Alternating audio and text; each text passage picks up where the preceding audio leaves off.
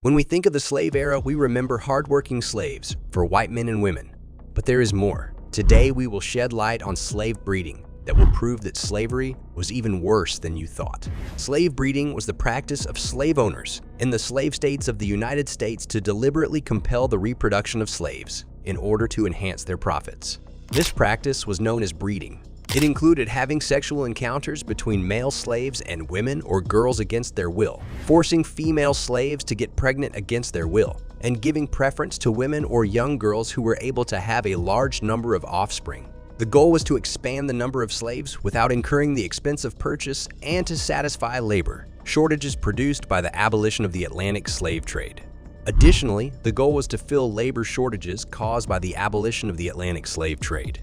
The efforts of British abolitionist Christian groups, such as the Society of Friends, also known as Quakers, and evangelicals led by William Wilberforce, resulted in the passage of the 1807 Slave Trade Act by the British Parliament in 1807. These efforts were coordinated through the Committee for the Abolition of the Slave Trade, which was founded by Wilberforce.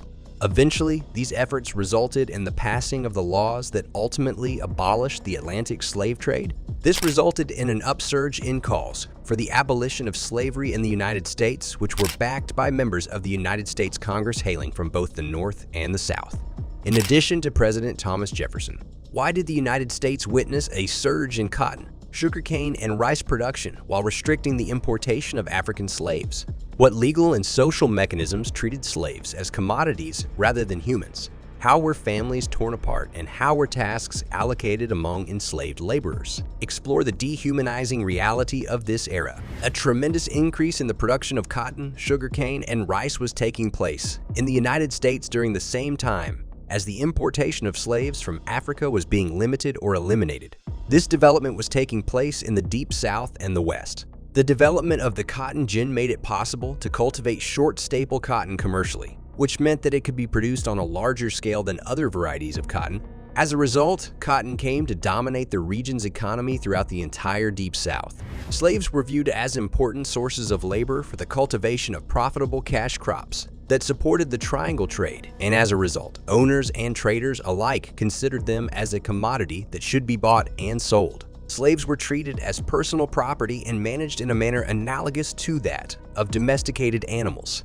Laws were enacted by slave owners to regulate slavery and the slave trade in order to safeguard their financial interest in the institution of slavery. They had no more rights than a cow or a horse. Or as the United States Supreme Court famously said in the case of Dred Scott v. Sanford, they had no rights which the white man was bound to respect. The enslaved laborers had no more rights than a cow or a horse. Families that were held as slaves on huge plantations were sometimes torn apart so that individual members could do specific tasks. Men were typically sent to work in huge groups known as field gangs.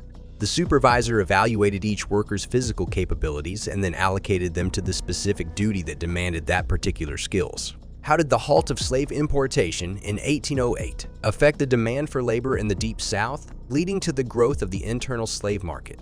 What role did the fertility of slave women play in slaveholders' considerations, leading to coerced breeding? What were the key phrases and common practices associated with slave breeding during this period? How did breeding farms contribute to the production and distribution of slaves? And which regions were prominent in this trade?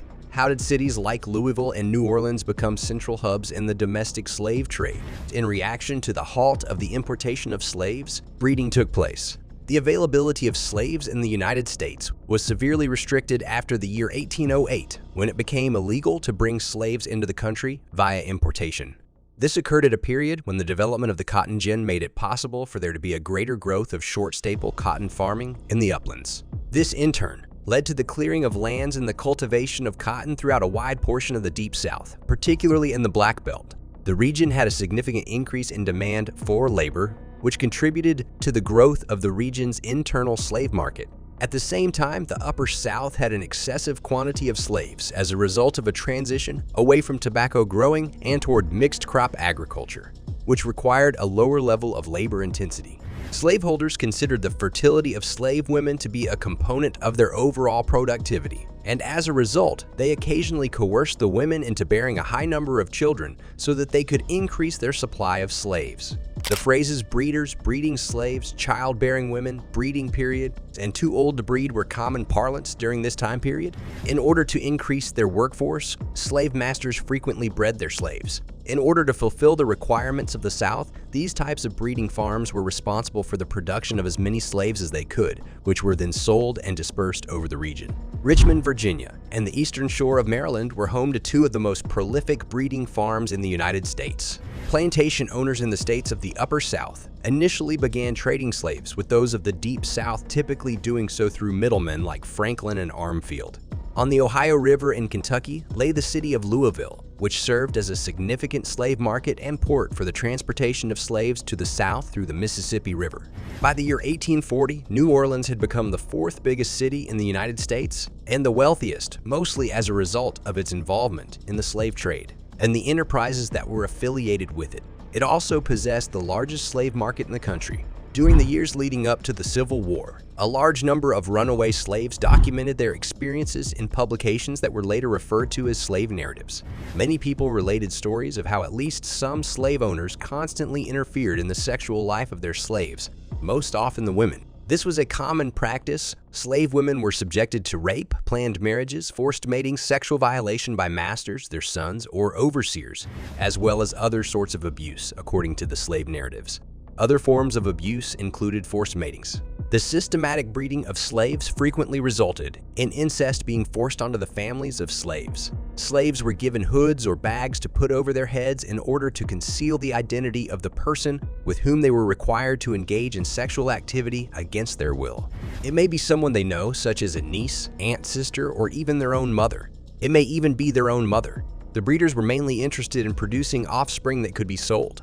This abhorrent practice inevitably shattered the psyches of slave families as a result of the forced incest that polluted the boundaries they maintained within their families. The historian Franklin Frazier said in his book, The Negro Family, that there were masters who, without any regard for the preferences of their slaves, mated their human chattel as they did their stock.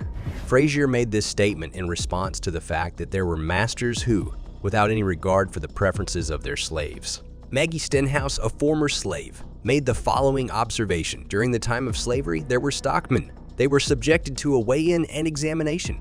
A guy would rent a stockman and put him in a room with some young ladies from whom he wished to have children. He would then have the children raised by the stockman. Some authorities believe that the widespread practice of breeding slaves became widespread at the close of the 18th century as a result of the convergence of a number of circumstances, the most important of which was the adoption of laws and customs that shifted people's perception of slaves away from personhood and toward thinghood. Slaves were able to be purchased and resold in this manner as chattel without posing a threat to the morals and values held by the majority of the community as a whole, which included its religious beliefs. And that's all for this video. Subscribe if you want to watch more.